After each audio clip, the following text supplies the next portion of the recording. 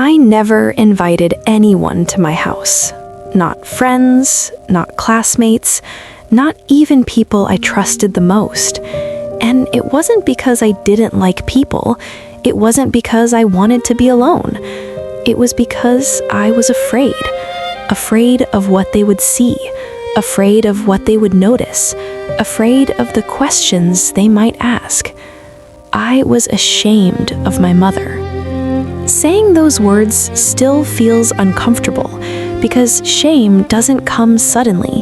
It doesn't announce itself. It grows quietly, day after day, until it becomes part of how you think. My mother didn't look like other mothers.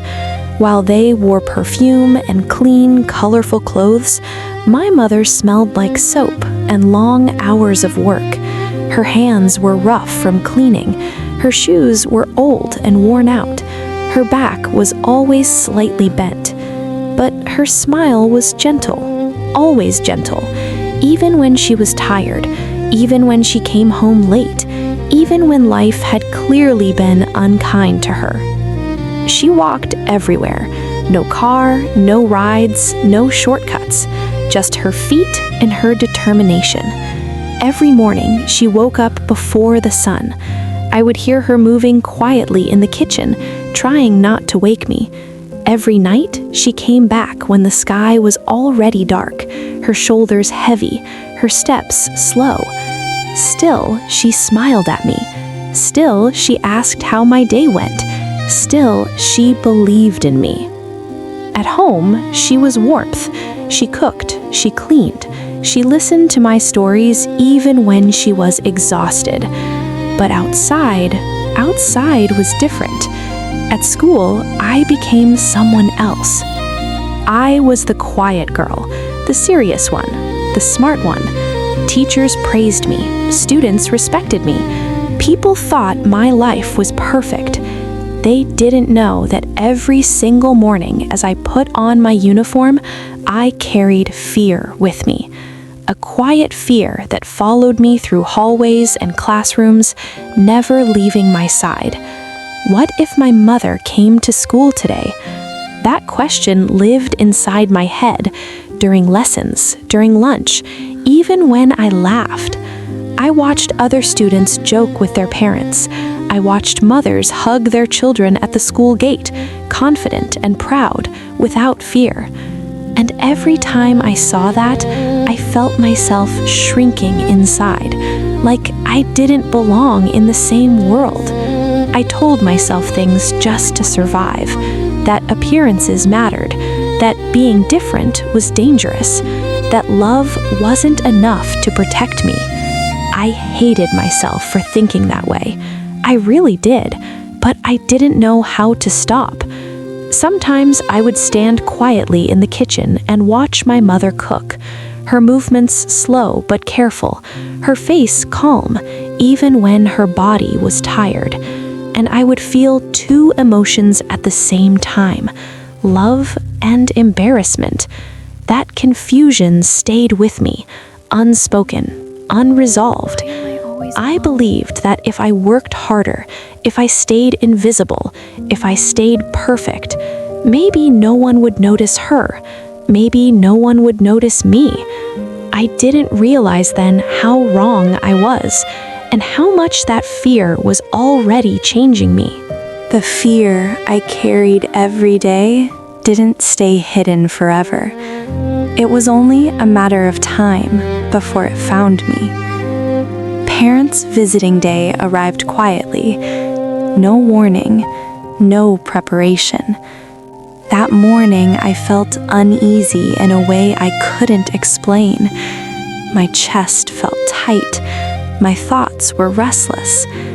I tried to convince myself it would be like any other day, that my mother wouldn't come, that she would be too busy, too tired. But deep inside, I knew better. During classes, I couldn't focus. My eyes kept drifting toward the windows. Every sound in the hallway made my heart jump. When the bell rang, students rushed outside, laughing and calling out to their parents. I stayed behind for a moment, pretending to arrange my books. And then I saw her. She stood at the school gate, just outside the fence, holding a small plastic bag with food she had made for me. Her clothes were simple, her shoes were worn, but her face was bright.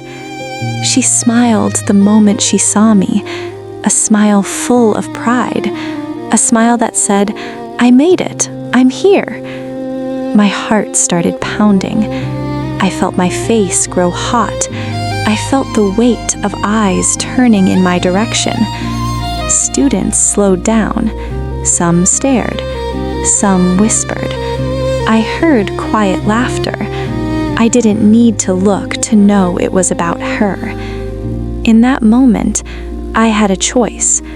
I could walk toward her, or I could protect myself. And I chose fear. I looked away.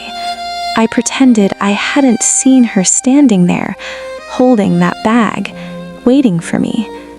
I walked past her like she was a stranger.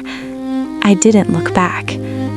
That night, I told myself lies to sleep, that I was just being careful, that I didn't mean to hurt her. But deep down, I knew the truth. I had broken something. The days that followed were worse. Someone talked. Someone noticed. Someone connected the dots. By lunchtime, everyone knew. My mother was a cleaner, not just anywhere, at our school. Whispers followed me everywhere I went. Eyes watched me with curiosity and judgment. I felt exposed, like there was nowhere left to hide. Every laugh sounded louder. Every silence felt heavier. When I got home that evening, my mother was already there, standing in the kitchen, preparing dinner like nothing had happened. The smell of food filled the room, the same food she always made with care. And something inside me snapped. All the fear, all the embarrassment, all the pressure I had been holding in, it came out as anger. I said things I didn't mean, things I can never take back. I blamed her. I blamed her work. I blamed her life. I told her she embarrassed me. The moment the words left my mouth, I wanted to take them back, but I didn't. She didn't argue. She didn't raise her voice. She just stood there, listening. Then she lowered her eyes. That silence hurt more than any punishment ever could. That night, I couldn't sleep. Her quiet stayed with me. It filled the house. I realized something terrifying. I wasn't just ashamed of my mother anymore. I was ashamed of myself. The silence between us didn't disappear the next day, or the day after that. It stayed, heavy, unspoken. My mother moved around the house like she always did, cooking, cleaning, asking if I had eaten. But something was different. Her smile came less often, and when it did, it felt careful, like she didn't want to disturb me. That hurt more than the argument itself. One night, when I couldn't sleep, I heard soft crying from her room. It was quiet, almost like she was trying to hide it. I stood in the hallway frozen, unsure whether to move closer or walk away. That was when I noticed a small box under her bed. Old. Locked. I don't know why I opened it. Maybe curiosity. Maybe guilt. Inside were papers I had never seen before. Certificates. Old photographs. Letters written in neat handwriting. I stared at them for a long time, trying to understand.